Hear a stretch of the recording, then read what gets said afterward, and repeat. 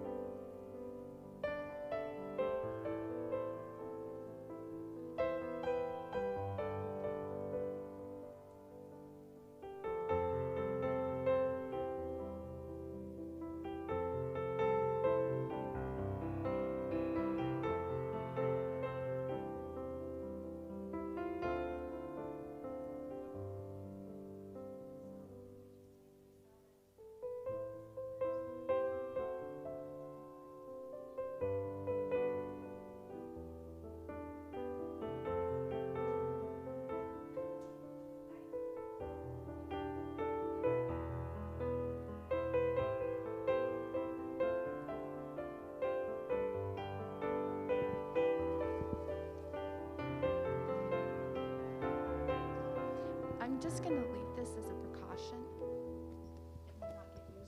Okay. But just as a precaution to have something here if you need a second.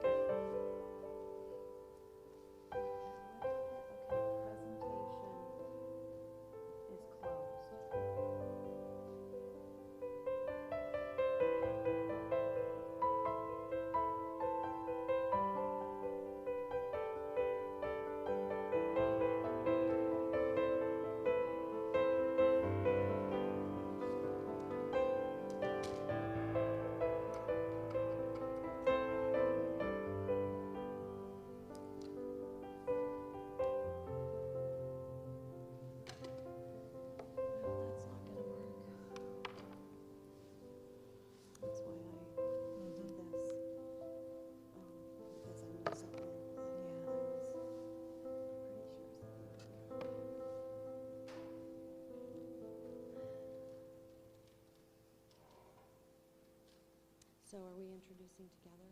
Sure. Okay. We're ready.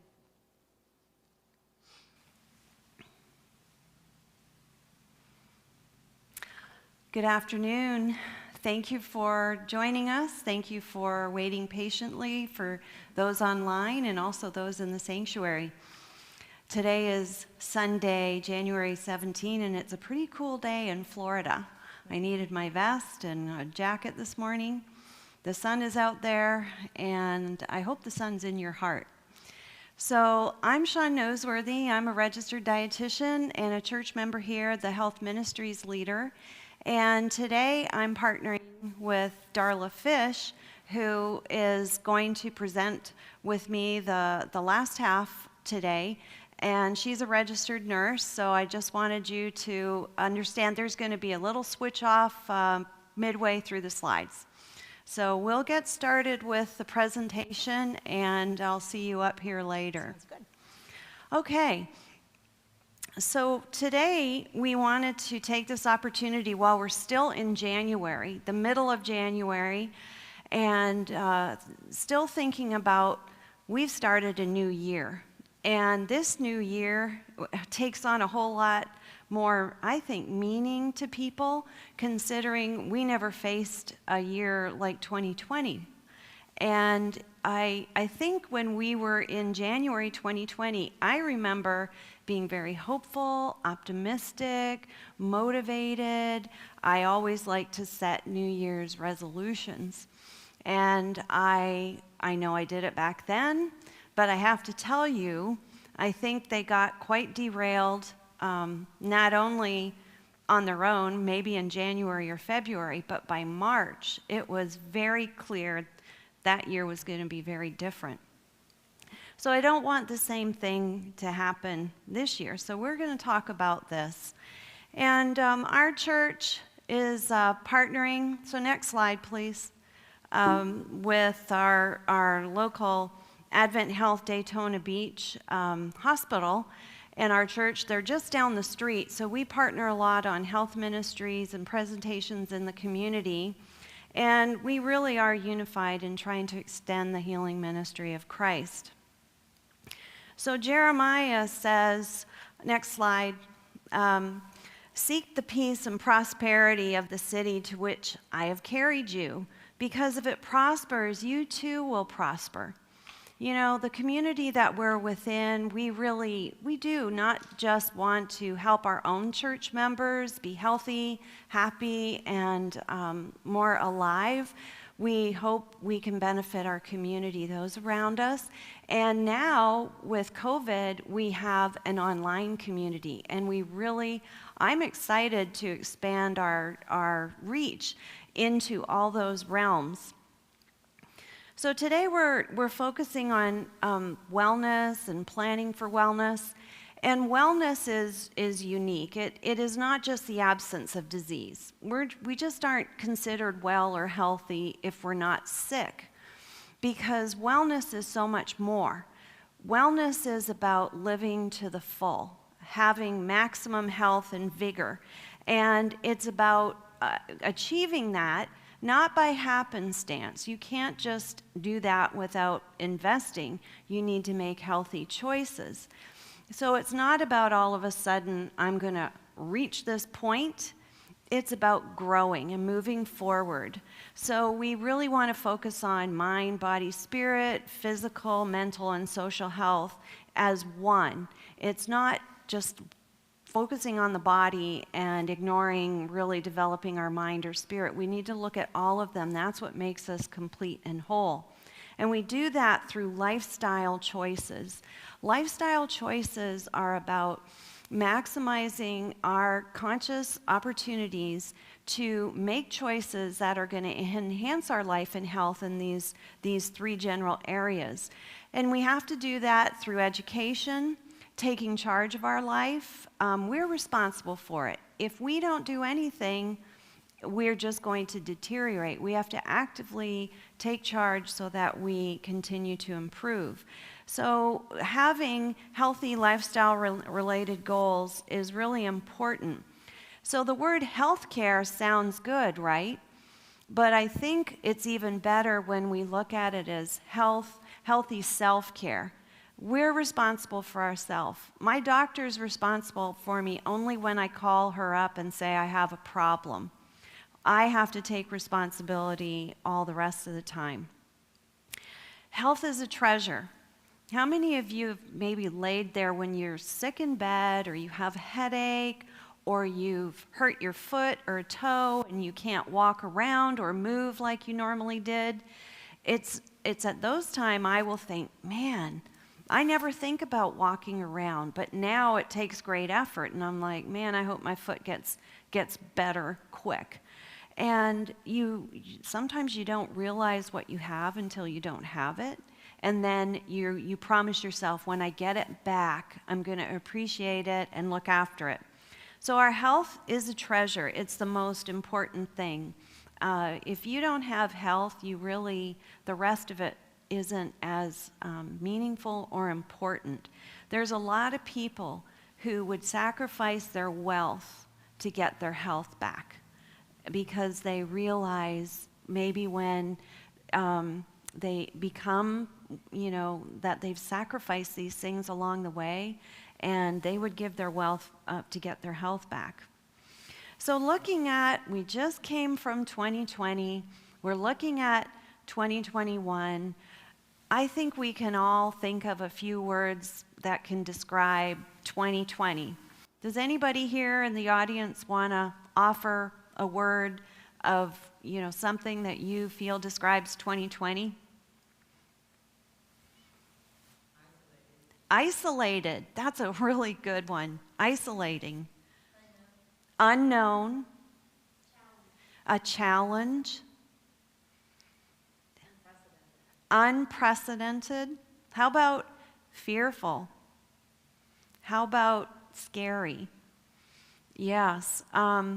So presently, we're right in this halfway point, kind of between, what we've faced through the last 10 months and now looking forward.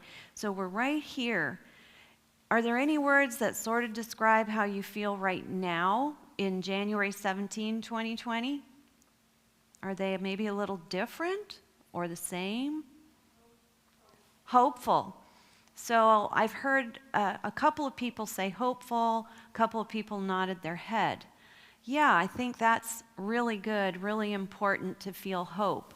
But of course, there are still a lot of 2021 for us to move into, but having hope is a huge, huge benefit and so important because we want to move into a very healthy, happy, productive future.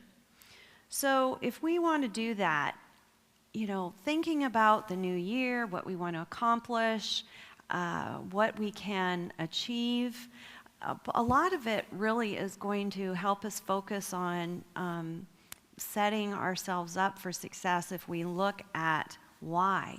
Why am I wanting to do this? Why is this going to be important to me? And we want to really look at if we know the why, it makes the how a lot more bearable, correct? If you know you've got a good enough reason, you can persevere through that. And what's your why? Next slide. When you know why you do what you do, even the toughest days become easier.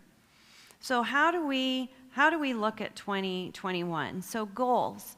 Now I had used the word resolutions earlier. Typically I've talked about to myself and maybe close friends and family, I'm making my New Year's resolutions and sometimes I get further along with them than others, but I think there's many times for me and possibly you that resolutions end up falling flat. They get through a little bit of the year, but not through the whole year. So how can we change that? We change that by making New Year's goals, not New Year's resolutions. So what's the difference between goals and resolutions? Next slide, please. So a resolution is a decision. It's kind of high level. It's kind of general. It's okay, I'm going to do this, and I think that would be important. I know that'll benefit me. But a goal really takes it from this thought of this is what I want to do to this is what I'm going to do and this is how I'm going to do it. It begins to really drive to the action and results. So they need to be achievable. Those are what we use to help achieve things. So it's been studied. About 90% of people, resolutions from last year are still sitting on the shelf or on the piece of paper or in the dust because they really didn't get very far. And the real thing that we're going to focus on is let's set goals, not resolutions. Now this SMART goals is something that's very common. It's in the workplace a lot. But I think it would benefit us from pulling it out of the workplace and putting it into our personal lives. So the goals that we have should be specific, measurable, achievable, relevant, and time-bound. So goals, what do? They encourage action. I'm going to lose 10 pounds by March 1, and it's specific, it's measurable, it's achievable, and relevant, and time bound. So by thinking about SMART goals, you're going to be able to identify the actions and how they'll be measured and encourage your action. They also cause us to focus. So if I'm going to lose weight and all I say is I'm going to lose weight by March 1, that really doesn't focus me, it doesn't encourage specific actions, and it's not necessarily going to develop a momentum. So by achieving these goals, we can really break things down, we can bite off a size that suits us, and then we can feel good and confident that that is helping us move forward. So goals, and I do encourage you writing them down. Write down your goals. Get a piece of paper. Actually write them. I love my laptop. I'm on my laptop so much, and I can type so much faster than I write. But when I do these kinds of goals and intentional planning, I like to handwrite it because I feel it really embeds what I'm thinking about on paper better, and what's on paper is embedded in my mind better. So get a piece of paper out. If you have one with you in the audience, get a piece of paper out, because we're going to look in the next few slides about ideas of categories or things that you could look at for goal setting. Same thing with you at home, online. Grab a piece of paper, grab a pencil.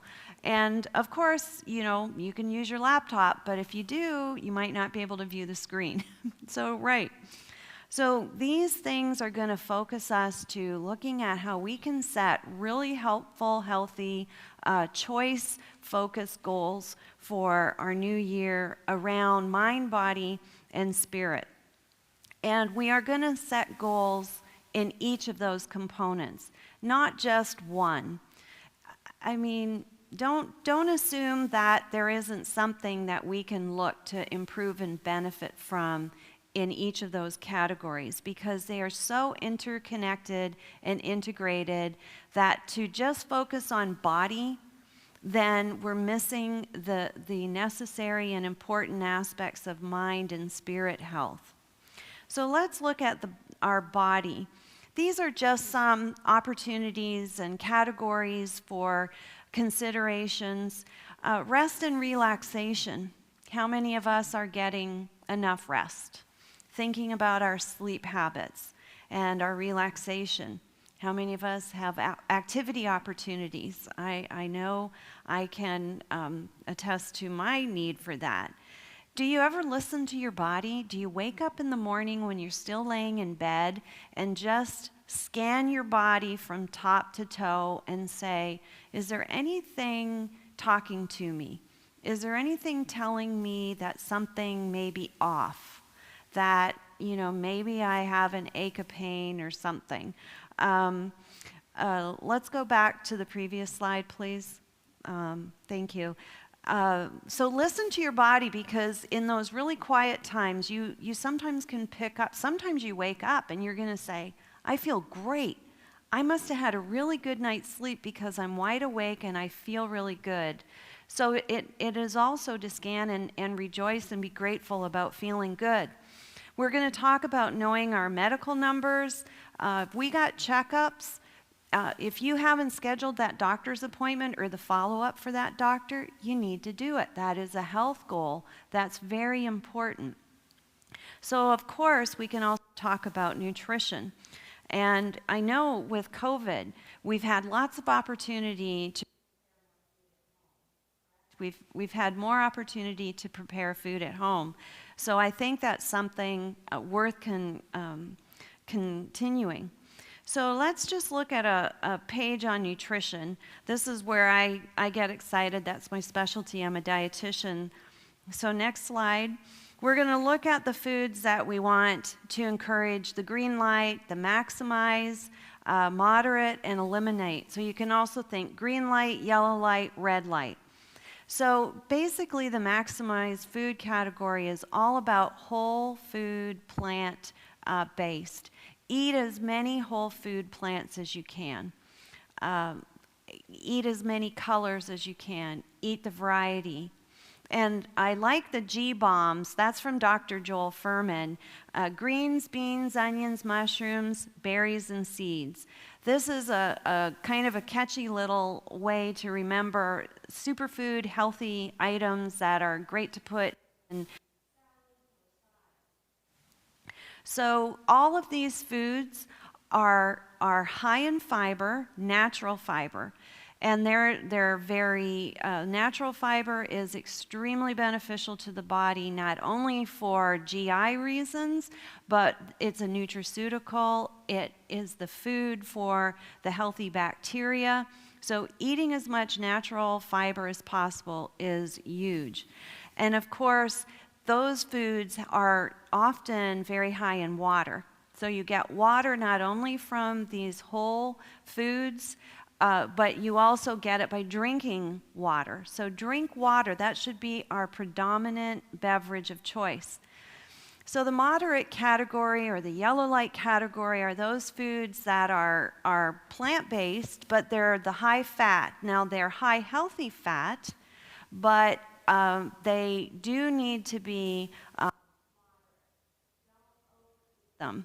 You can't sit down and watch a movie or a football game and grab that little canister of cashew nuts and say, oh, it's a commercial, I'm just going to eat a few. And before you know it, at the end of the commercial, you really look at yourself and you assess the damage you just did. And you realize, boy, I ate a whole lot more than I should. That even though they're healthy, be moderate with them. And of course, salt, portion size. There are things that are good. We're going to include them, but with moderation. This is the red light category, is the category I recommend working towards eliminating. And if you're eating them regularly, you may be moving from regular to minimum to possibly eliminating, because these foods are known to be unhealthy. They contribute to the top 3 killers, which is cancer, diabetes, heart disease. Those are largely lifestyle-based diseases. And by changing our lifestyle choices, and especially food and all these other healthy lifestyle principles, you can dramatically improve your health and move away from those lifestyle diseases. So eliminate as much of these as you can. So green light, yellow light, red light, definitely look at how you can move to the maximize and away from the red. Now, I wanted to just mention on the next slide that there are, in that red category, there are a lot of ingredients that are within, especially processed food, that are very harmful. The trans fats are extremely harmful to us.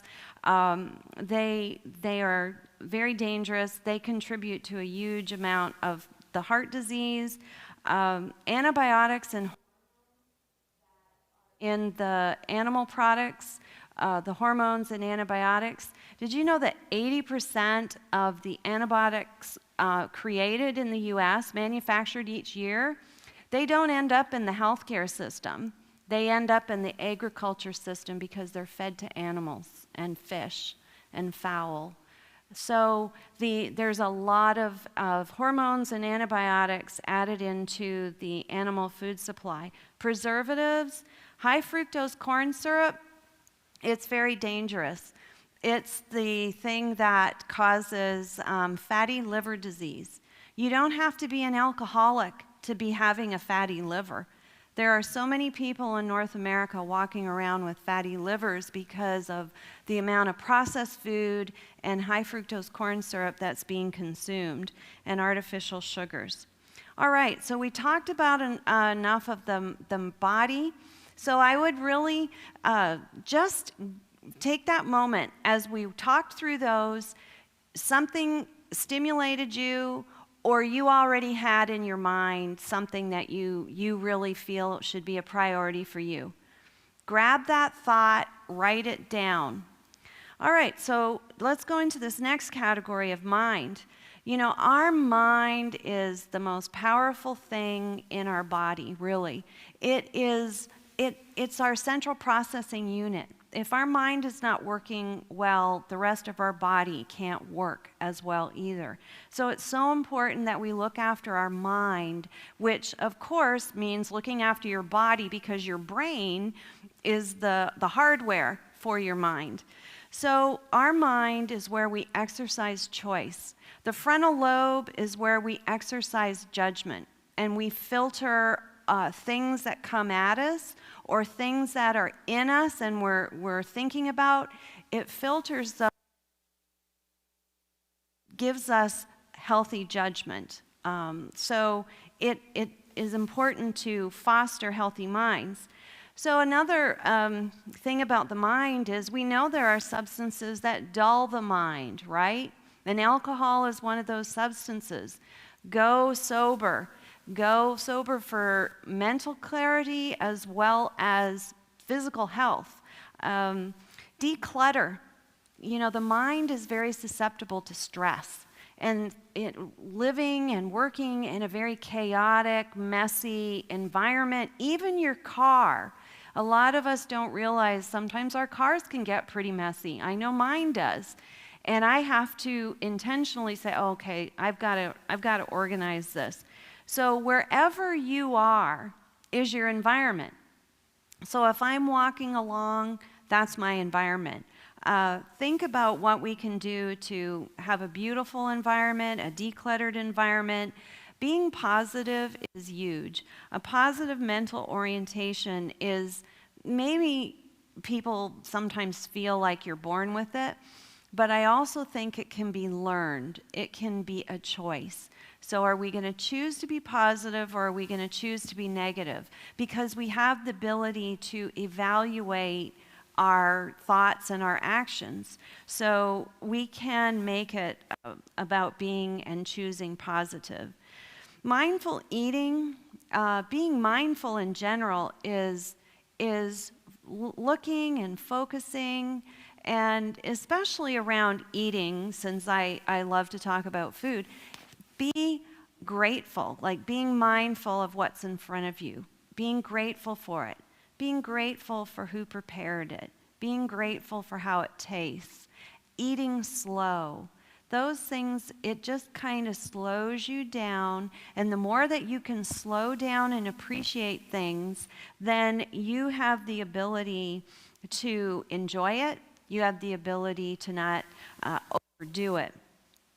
So thinking about your mind and stress, if there are things that you are thinking about now that would help improve your mental state, your mental health, write it down. If that means you're going to take more vacation time this year, write it down. Make it specific. Plan it ahead. Okay, so let's move on to our spirit. Our spirit is our health. We have the combination of mind, body, spirit. We are people who about their relationships and having a trust in God. These are positive things that indeed, as has been studied, a person's health. So the more that you are intentional about people, about your horizontal relationships with people and your vertical relationships,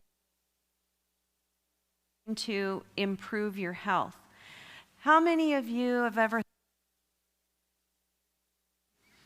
are making steps to think about gratitude? If you have a gratitude journal, I know a few people who have even started to journal these things. I admire those people. I'm not a journaler, but I am a big believer in gratitude. Expressing appreciation, being thankful.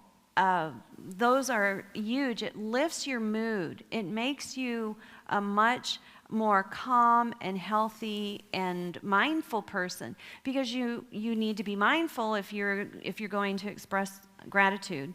Think about volunteering. in some capacity. There's a number of things on this list and that aren't on this list. So if you have something that you are thinking about right now in terms of this category of our spirit, of connection to man and to God, write it down.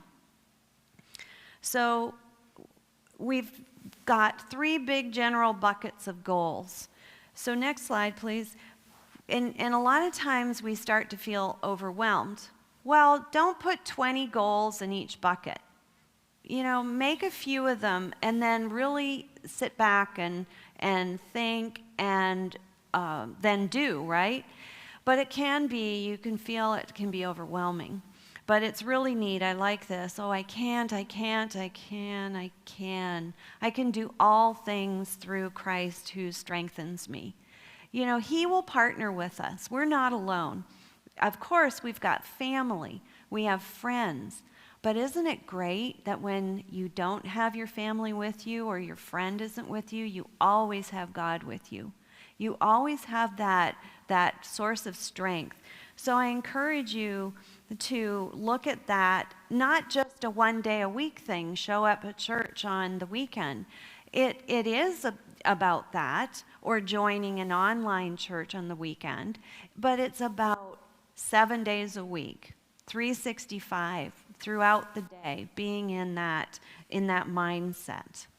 So if we think about goals and make smart goals and think about holistic health and goals, we're starting this decade off. We're only in the second year, and this is the year of really being able to move forward, hopefully, with the pandemic that is going to be managed and on its way out. But let's make this an excellent decade.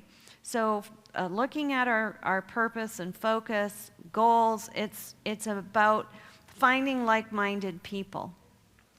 So if we do that, if we have, a commitment to wellness, a commitment to a healthy lifestyle, we believe in mind, body, spirit integration of our health. So now we've set some goals. Well, what Darla and I wanted to now cover with you is there are some really important numbers to know. So next slide, please. So we're going to go into some really practical numbers and measurements of things that everybody should know minimally. So these are things that most of them are free. Some of them are very inexpensive. These are not a high investment. These are numbers that your doctor, your healthcare professional are always looking at, and they want you to know them. And, all right, I'll keep talking. So these numbers the doctors want. So next slide. So what are they? Here's the list of these numbers. Thanks. Height. Now, if your height was last measured when you were a child or a young adult, it's time for you to get remeasured. Because the older you get, it can change. Weight, BMI, percent body fat, waist circumference, glucose. And blood pressure, these are all numbers that we can get in our own homes that really give us important information that we need to take action on. So going to height, we typically shrink with age. Next slide. And we should really get that remeasured. So when you go into your doctor's office next, think about, they always ask you to get on the scales, right? Well, how about saying, hey, let's recheck my height, and have it rechecked once every year or two, but, have it rechecked regularly. So that is an important measure because many people, as we age, it starts to really decrease, and it isn't just because of poor posture. It's because of bone health. It's because of the effect of our health on our skeleton. So measure your bone health. Also make sure, and many doctors are very good at this, get your DEXA scan, look at your bone quality. So the next one is weight. Now, most people, how many of you in the audience have a scale? Okay, everybody I see has a scale. Now, there's a lot of ways that scale can be a friend, that scale can be a foe. It can tell you good news and bad news. But the issue is that it tells you a trend over time. You need to look at it as a trend, because I can drink a lot of water and be better hydrated one day, and the next day eat a lot of salty food and get on the scale, and they can say two different things. But it's important with some regularity to track your weight. Now, I do have, and I do recommend, if it's financially doable, the smart scales that have your not only weight but some other features that I'll get to. But a good scale, anywhere from $50 to $100, and you can have them just give you the pounds, or it can be ones that can give you some additional information like BMI and percent body fat. So what is BMI? BMI is really a simple calculation, and I have the formula down there. It's a simple calculation if you want to take the time to do it, but it's so much easier if something does it for you, like a scale, like a smartwatch. This is like the Fitbit, or some of these other watches have things built into them, and BMI can be one of them. So BMI is an indication of body weight, and it can also tell you at what level of weight your health is at. So if you're 25 to 29.9, you're in that overweight range typically.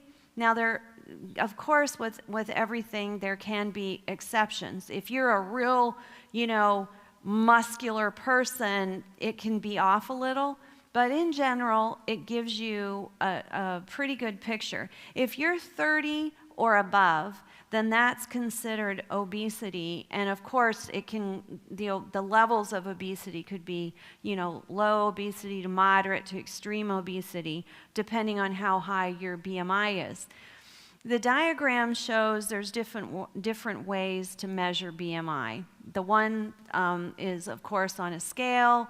There are handheld devices, which are not really practical to have in a home setting.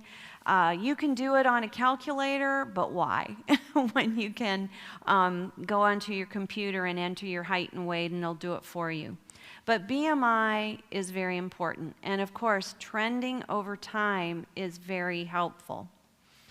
So the next one is body fat percentage. And this is where you could consider looking at a scale where it has the ability to do that bioelectric impedance, and it would give you the reading of your percent body fat. So the reason why I think this is a good investment in our health is because weight just tells you one metric. Whereas a percent body fat, it tells you the body fat, and if you're looking at losing weight, what do you want to lose? Do you want to lose body fat, or do you want to lose muscle mass? So, for example, if you see your weight coming down, but your body fat is staying the same, what do you think you're losing? You're probably losing muscle mass. If you see your weight coming down and your body fat percentage coming down, you know that you're losing body fat, which is what you want. It just gives you another metric that is really easy to get, relatively inexpensive. And of course, fluid, hydration, those kinds of things can affect it.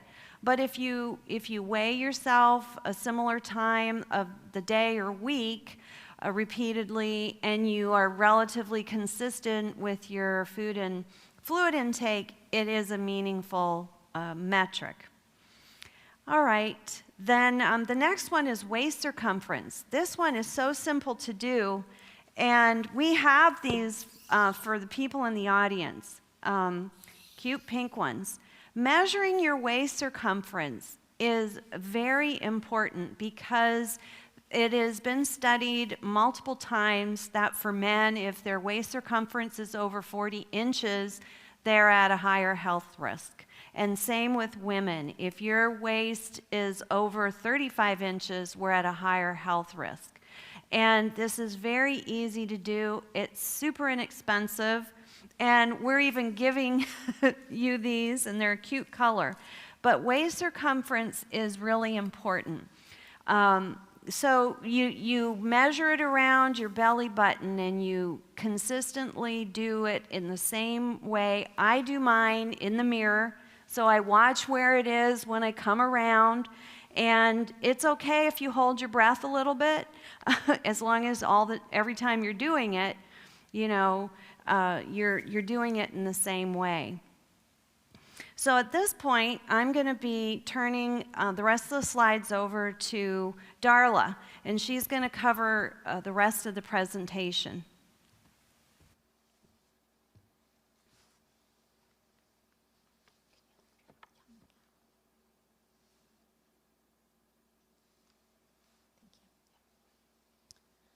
Okay. Thank you, Shawn. So we've talked a little bit about your numbers and why it's important to know them. And there's a couple of numbers that really, for many, many health reasons, you really need to keep an eye on them and pay attention to what those are.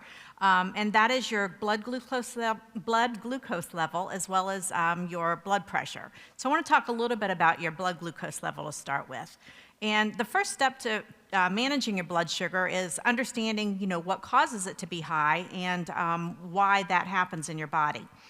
So when you eat carbohydrates and sugars, what you eat and drink turns into glucose, and then it enters into your bloodstream after it goes through your digestive system. So insulin is a hormone that's made in your pancreas, and it helps to lower your blood sugar when it's taken up. Now, the importance of your insulin level has a lot to do with the health of your pancreas. So if you'll go to the next slide, please. With your pancreas, it also aids in digestion and it regulates metabolism. But it's important that it's healthy to be able to do that. If you don't have a healthy pancreas, it's not going to create enough insulin to keep your blood sugar level. Not only that, but if you have too high of a blood sugar for a long time, it can damage your pancreas and actually cause it to be damaged and quit functioning fully. There's also a huge association with diabetes and pancreatic cancer. And I know, many of you watched Jeopardy, and, we all saw our beloved Alex Trebek, who passed away of pancreatic cancer recently. And there was a really big correlation between diabetes and that. And I'm not saying that he had diabetes, but that is one of the things that does cause, that can possibly lead to pancreatic cancer. So how your pancreas works is when it does create the insulin and it goes into your bloodstream and it lowers your blood sugar, the more you continue to have to secrete more insulin, then the less your pancreatic cells are able to work. And then you develop a process called insulin resistance, which means that you can't use the insulin that your body is making as efficiently as you used to. And it just becomes a vicious cycle. So the more that you eat, the more your pancreas secretes the insulin, the more the insulin tries to reduce your blood sugar, but the worse that becomes. And so it gets to the point that your body becomes very resistant to the insulin, and then you do end up with a condition that's either prediabetes or diabetes. It's important also that you have a level glucose level, because not only is high glucose damaging to your body, but low glucose can also make it difficult for you to think, or if it gets too low, you can actually go into a coma. But For most people, unless you're diabetic, your blood sugar doesn't cause those series of effects. But even someone who has a normal blood sugar, if your blood sugar becomes low, it can, cause a complication in terms of your being able to concentrate and to think straight. But as you do have high blood sugar and it stays high for a long time, not only can it cause a problem with your pancreas, it also affects all of your organs in your body. And there's a very big correlation between heart disease and diabetes, and we'll talk a little bit about blood pressure moving forward. But the longer you live with diabetes, the higher your risk of heart disease and stroke. And if you look at the diagram that's on the screen right now, if you have diabetes, you're 2 to 3 times having a higher incidence of heart disease. That's a big difference, 30% of coronary stents implanted in 2011 were for people who had diabetes. There's 280,000 heart attacks annually for people who have diabetes. People who have diabetes are 2 to 4 times higher incidence of heart disease, morbidity, and mortality, and 60% chance of dying from heart disease. Those are big numbers, guys, and there's probably no other illness that can be hand in hand with heart disease other than diabetes that can really increase those odds, and those are the kind of odds we don't want to have increased. So how do you know if your blood sugar is high or not? It's very simple to check your blood sugar. I'm sure that you've all had blood tests done before that may have included your A1C, which we're not going to talk about that so much today because it's not something you can do at home. But your A1C does tell you how your blood sugar has been running over the last several months, not just in the last several days. But if you want to keep track of your blood sugar at home, you can actually order a blood glucose machine, and you can get it at Walmart, or you can get it at Amazon, or any place that has a pharmacy. So it's really very easy. It's a little glucose machine. It looks like this. And you're just going to take a strip from the little strip container. One thing I do want to say is every little glucose machine is slightly different. So you want to read the instructions in the manual for that. There are specific strips that go along with that specific machine. And with each one of the strips, there's a code on the back of the bottle that you have to put into your machine so that you're getting an accurate reading. But it's very simple. You just, you can get a little lancet, and they make them that are very easy to use. It just, you can push a button, it pulls it back. You want to just get 1 drop of blood. It's easier if you're just going to try to get the blood from the side of your finger rather than in the middle of the pad, because if you're going to be checking it on a regular basis, your fingers can get sore very, very quickly. And anyone who is diabetic and checks your blood sugar 4 or 5 times a day, you know exactly what I'm talking about. But you're just going to get 1 little tiny drop of blood. You're going to put it on the strip, turn your machine on, put your strip in, and it will give you your blood sugar list. We were going to do some testing today, but because of the pandemic and social distancing, we aren't able to do that, but it's very easy for you to do at home or ask your doctor to do it when you do visit them. Next slide, please. So again, it's like I said, it's a very simple process. It's very easy to do. But again, it's important that you do make sure that you're using the right strips for your machine and that you are putting the right code into your machine, or you will not have accurate results. So that being said, now you know how to check your blood sugar. What are the numbers that you want to look for? So if you if it's before a meal and or you're fasting, so first thing in the morning, you want your blood sugar levels to be between 70 and 100.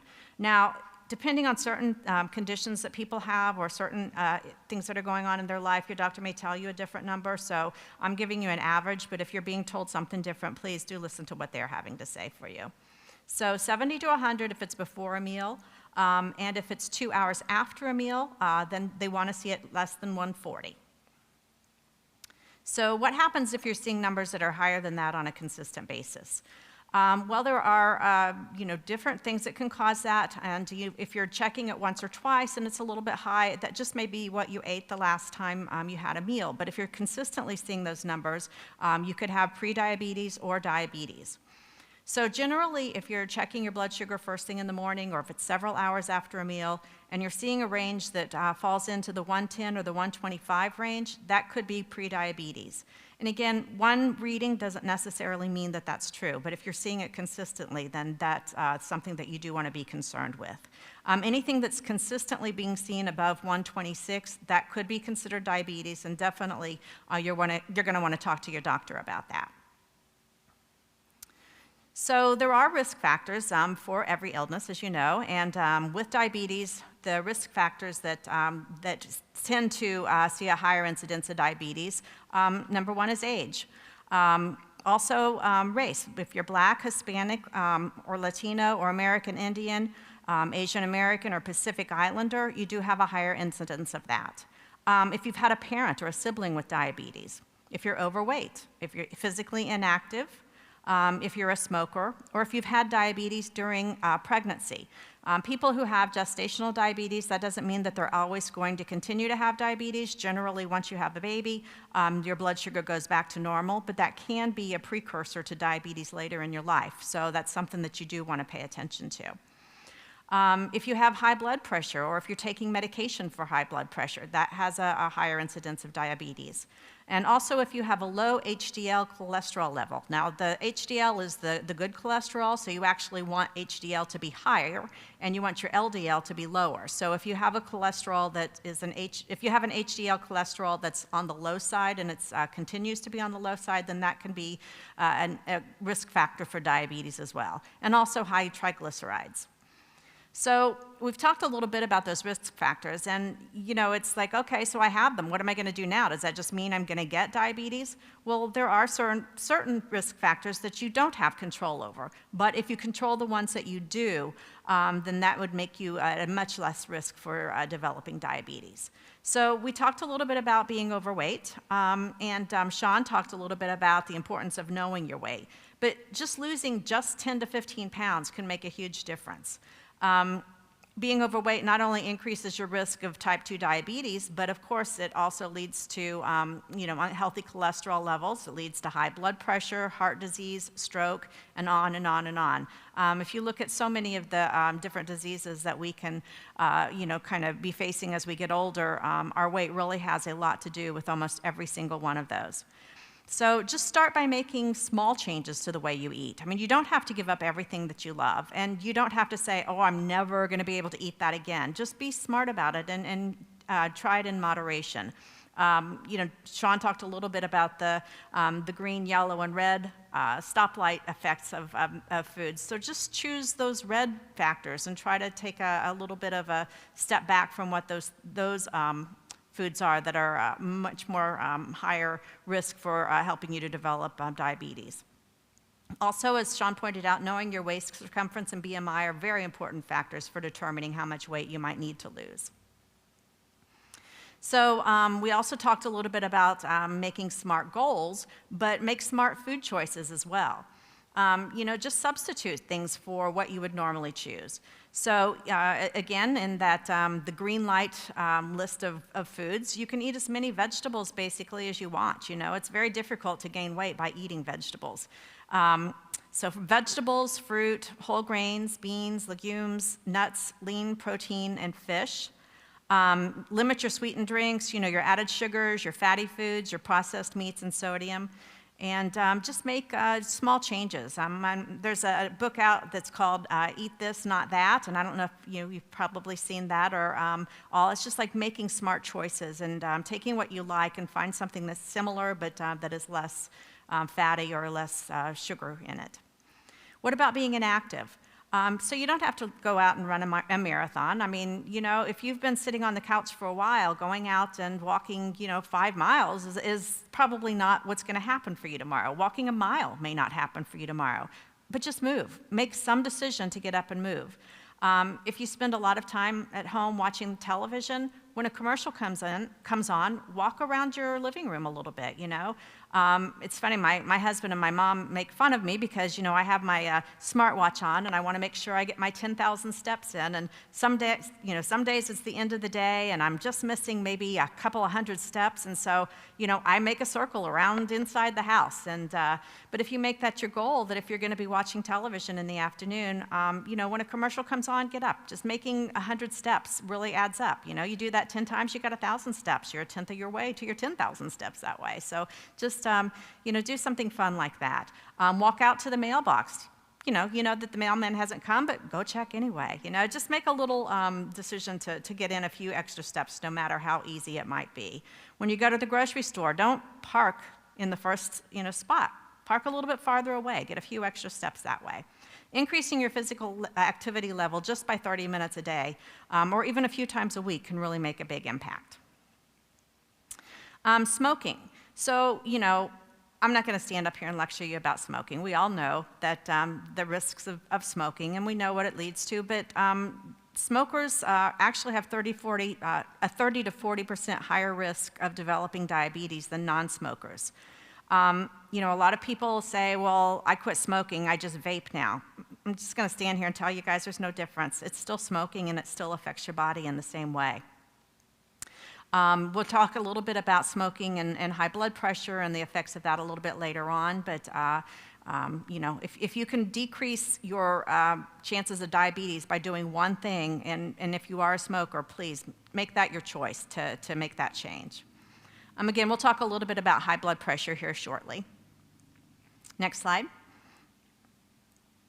So diabetes and cholesterol. We talked a little bit a few moments ago about your HDL cholesterol and a little bit about triglycerides. So you want to make sure that you keep your good cholesterol high and your bad cholesterol low. And all of those things that we talked about earlier in terms of making smart goals and making smart food changes, those will all affect your cholesterol in the same way that they are affecting your diabetes numbers and all that. So it's not just about fixing a disease or preventing a disease. You're also just going to feel better and have a healthier quality of life down the road if you just make those small changes.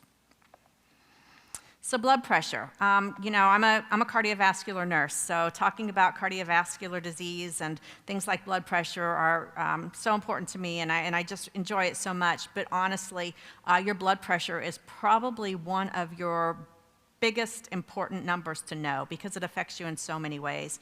And blood pressure, they call it a silent killer because it is. You don't necessarily have any symptoms if you have high blood pressure, but your body is being damaged by that, from the moment that it starts. So the first step to being able to manage your blood pressure is to understand what it means and how you can address those things. So the top number is the systolic number, and that is what the pressure is in your arteries when your heart is beating. The bottom number, the systolic number, that's what the pressure is that's in your arteries when your heart is at rest, so between beats. The categories you can see on the screen right now, for a normal blood pressure, it changes sometimes. Sometimes you'll see it's 120 over 80. Sometimes you'll see it's 130 over 80, but truly 120 over 80 is your best indicator of a normal blood pressure, 120 over 80 or below. If your blood pressure is elevated 120 to 129 for the top number, then that's considered an elevated blood pressure, and anything that's 130 to 139 is considered high blood pressure or hypertension stage 1. Hypertension stage 2 is 140 or higher for that top number. And if you're seeing anything that is 180 or above for that top number, or 120 or above for that bottom number, that's considered a hypertensive crisis and can be life-altering or life-ending. So if you're ever checking your blood pressure and you're seeing those numbers, please either go to the emergency room or check with your doctor immediately, because that can be a very, very serious event. All right, so it's easy to measure your blood pressure at home the same way as it is easy to measure your blood sugar at home. There's a couple of devices that you can use, and I do have the one that is for your arm. There is a device, a blood pressure machine that you can use that's for your wrist as well, but I'm going to be honest with you, it's not as accurate as the arm one, and it's a much more changeable with where your arm is positioned. So if you're able to have one of the ones with the cuff, that's the best. So it's real easy to use. The main thing with the blood pressure machine is that you have a cuff that's the right size for your arm. You can order different cuffs. So if you're very petite, if you're tiny, you're going to want a small cuff. If you're not so petite and tiny and you're just an average size, you're going to want the cuff that probably comes with the blood pressure machine. Now, if you're on the larger side, or if your arms happen to be larger, or if you're muscular, then you're going to need a large cuff, because if you're using a cuff that's not the right size for your arm, your reading is not going to be accurate. You can go to the next slide, please. So really, it's very important for positioning when you're checking your blood pressure, though. You know, if you go to your doctor's office, they usually have you sit in a chair, they have you hold your arm at a certain level. It is important when you're using the devices at home, too, that you do, you know, you sit in a chair with your feet flat on the floor. Don't cross your legs, because that can make a difference in your reading. You make sure that your arm is supported with the cuff at the heart level. So if you are able to sit next to a table that you can rest your arm on, you do want your arm to be about your heart level. I mentioned the wrist monitors a little bit earlier, and that they're not quite as accurate. One thing you will notice, that even just a small putting your arm down a little bit or putting your arm up a little bit, you're going to see a difference in that reading. So what I recommend is, if you are using the wrist monitor, put your wrist up by your heart when you're checking it, and that will give you a better reading than that. So what is high blood pressure? Well, as I talked about before, the top number is what the pressure in your arteries when your heart is beating during the beat, and the bottom number, the diastolic, is the pressure of the blood in your arteries when your heart is between beats. And what that means is that it's pressing on your arteries, you know, and it goes through your organs, and it can cause damage to your organs if that continues to be a higher number. As we mentioned before, high blood pressure, you don't necessarily have any symptoms from it until you've already having organ damage, so it's important that you do recognize it early on. Nearly half of America, over 20, has high blood pressure, and that's really, you know, that's a scary thing to think about. And if you're 20 years old and you're not having your blood pressure checked, I mean, you know, a lot of people in their teens or in their early 20s don't spend as much time at the doctor's office as people who are over 40 or over 50 do. So you could actually have high blood pressure for 20 or 30 years and not recognize it because you're not having symptoms. So it's important to start getting your blood pressure checked early, and to keep up with that and make sure that you are aware of what that is on a regular basis. So what are your risk factors? We talked a little bit about risk factors for diabetes. You know, there are controllable risk factors for high blood pressure, and there's those risk factors that you can't control. So it's important that you do control those ones that you are able to, so that the ones that you're not able to really will not, you know, increase your chances as much. So again, smoking, we talked about that a few minutes ago. That's probably the one thing that you could do for yourself that would cut down on not just diabetes, not just blood pressure, but many, many other illnesses. Again, diabetes and heart disease go hand in hand. So when you're damaging your organs or your arteries with diabetes, and then you have high blood pressure on top of that, it's just a downward spiral that can cause you a cardiovascular event very, very quickly. High cholesterol, an unhealthy diet, you know, one that's high in sodium, low in potassium, and drinking too much alcohol. We will talk a little bit about sodium here in just a few minutes, and why that's so important for your blood pressure. And then physical inactivity. Now, the things that you can't control that does have a tendency to be a risk factor for high blood pressure is a family history. Just because your mom or dad had high blood pressure does not mean you're necessarily going to have it, but it does mean that you need to be aware, and so you are controlling those other things that you do have control over. Race and ethnicity, we talked about that a little bit earlier. Increasing age, the older you get, the more chances that you are that you have high blood pressure. Men tend to have high blood pressure more often than women do too. Also, chronic kidney disease and obstructive sleep apnea. If you have either of those conditions, you have a higher chance of having high blood pressure. So what can you do about it? Well, there's 8 lifestyle changes that you can make that are very simple that can really reduce your chances of having hypertension and having cardiovascular disease because of your high blood pressure. Again, it's the same things that we've been talking about. So look at that, you know? You make these changes, and it makes a big difference in your overall life, not just in those two illnesses. But get moving. As I said before, just move a little bit. That's will make a big impact. Focus on your nutrition. Cut out the salt. Take your medicines. It's important that if you do have high blood pressure and you've been given medication from your doctor, it's important that you take that on a regular basis and that you take it around the same time every day, because that will help to keep your blood pressure steady, and you won't see those fluctuations up and down. Check your blood pressure. That's the only way you're going to know if you're making a difference in those numbers, is if you are paying active attention to it. Lose weight, cut back on alcohol, and de-stress and sleep well. You know, it's funny, but we don't often talk about the sleeping well aspect of things, but getting a good night's sleep really affects your life in so many ways. And, you know, you get up of a morning and you didn't sleep good the night before, and you tend to be tired and you tend to be a little cranky, but it's more important than that. It's actually affecting your overall health. And going on for a long period of time without getting good sleep can affect your health very greatly. So sodium, you know, you hear a lot from people, oh, cut back on your sodium, cut back on your sodium. But why is that? I mean, it's important to know why you have to cut back on your sodium. And first of all, the recommendation is to have no more than 2,300 milligrams of sodium. Now, when I say no more, that's really the top level. So it's better to have much less than that, but that would be the highest amount that you should be having. When you have extra sodium in your bloodstream, it pulls extra water and fluid into your blood vessels. Now, we've already talked about the fact that if you have high blood pressure, it's putting pressure on your vessels and damaging your body. So sodium increases that pressure even higher. And it's not just about the number that you're seeing on the monitor, but it's actually about the pressure that is being created in your arteries from that sodium. It puts an extra burden on your heart. It can lead to heart failure, it can lead to heart attack, and it can lead to stroke as well. So the less sodium that you have in your diet, the better it is for you to avoid high blood pressure.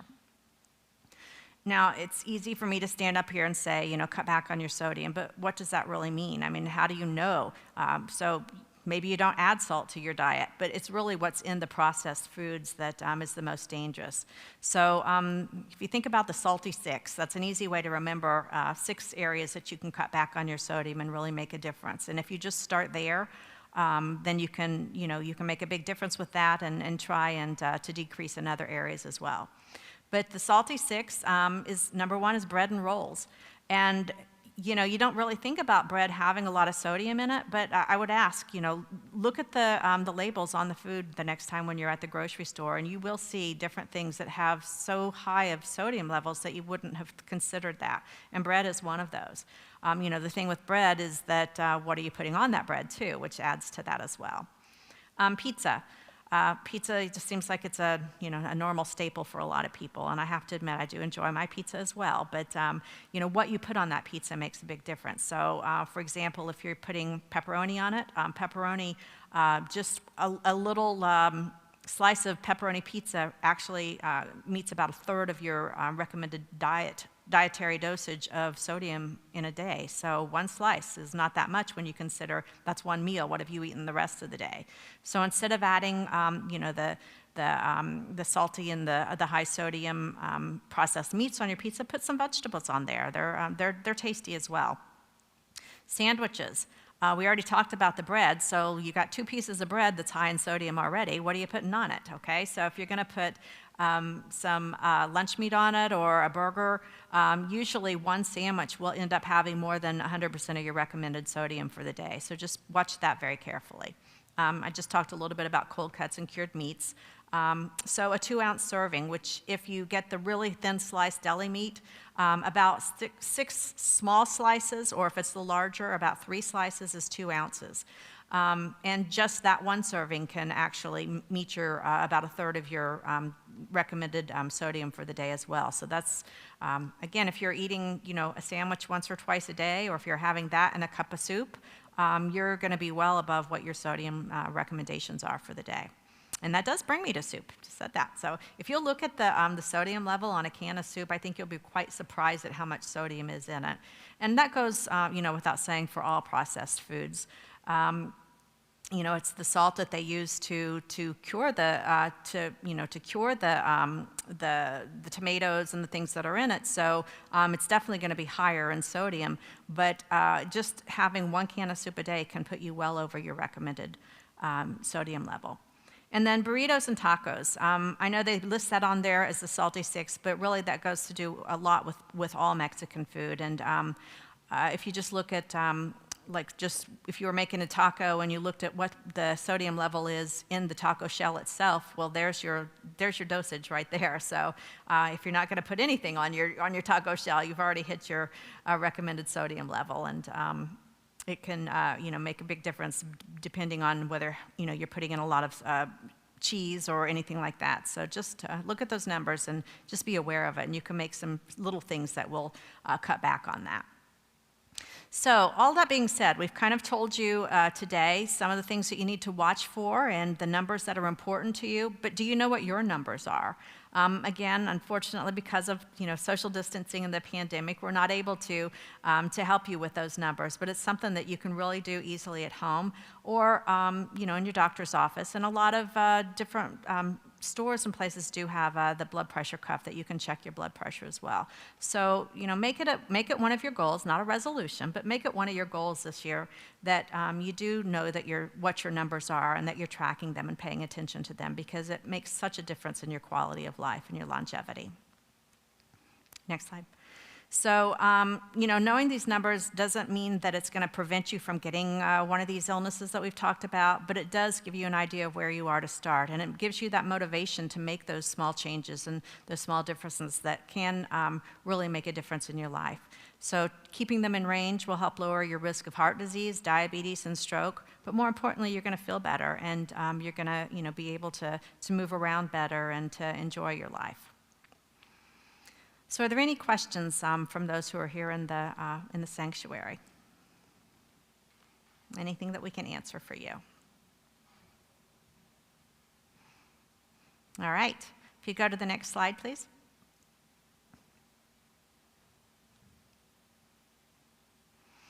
So Shawn and I have listed our email addresses there. First of all, we want to thank you for taking the time to come out this afternoon and listen to our presentation. And if you're joining us online, we thank you for taking the time for that. This will be available on Facebook, on our church directory, as well as on YouTube. So if you missed something or you want to go back and look at something that we talked about earlier, it is easy to find that. The other thing is we want to do some additional presentations this year, but we want to know what's important to you. We know what's important to us. It's like I said, I'm a cardiovascular nurse. I could talk all day about cardiovascular disease, but that may not be what you want to hear about. Shawn talked about how she loves to talk about food and nutrition. That's her background, but that may not be what you want us to talk about. So we do have one event that's coming up in February that I wanted to mention. We will be talking about our Creation Life and what that means for you. And so we do have a 4-evening event that will be starting on Tuesday, February the 16th from 6:30 to 8. And for 2 weeks in a row on Tuesday and Thursday, we will have that. And that will be an online event. Again, we're trying to be careful with our social distancing, with the pandemic that's going on, and protect all of you. So we have decided to make that an online event only. So you'll be able to find that on Facebook or on YouTube or from the church directory as well. If you have other things that you'd like for us to talk about, or if there's just a topic that you would like to see introduced, reach out to one of us, or let the church know, or send us an email, and we'll be happy to put that on the schedule and provide that information for you. So again, we want to thank you so much for coming out today and for spending a little bit of time with us, and hope the rest of your afternoon goes well. Thank you.